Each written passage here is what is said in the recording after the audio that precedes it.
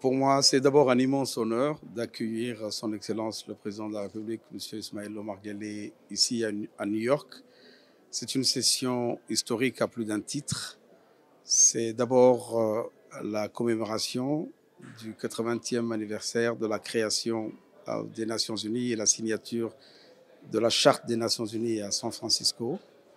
C'est aussi une session historique parce que le 22, plusieurs États, nouveaux États, s'apprêtent à reconnaître formellement l'État de Palestine, répondant ainsi aux aspirations légitimes du peuple palestinien. C'est bien sûr une étape qui est bienvenue, mais il faudra faire beaucoup plus pour permettre à l'État palestinien de retrouver une souveraineté pleine.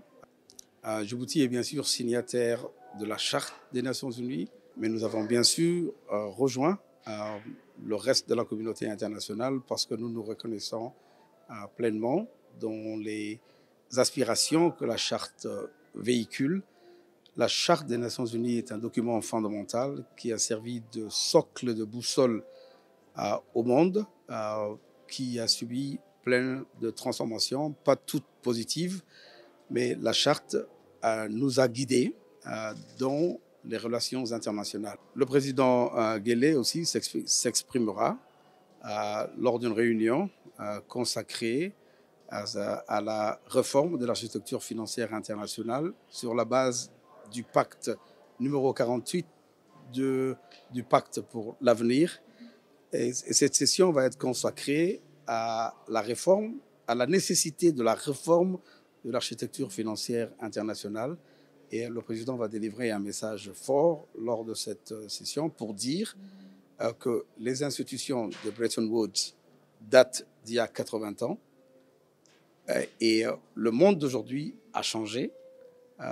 L'Afrique, Djibouti, doit pouvoir accéder à un financement qui lui permette de financer le développement, les infrastructures de nos pays sans que cela n'affecte la durabilité budgétaire. Aujourd'hui, le président Ismaël Omar Guelleh va apporter une voix forte, très bien articulée, pour expliquer au monde que Djibouti est un pays épris de paix.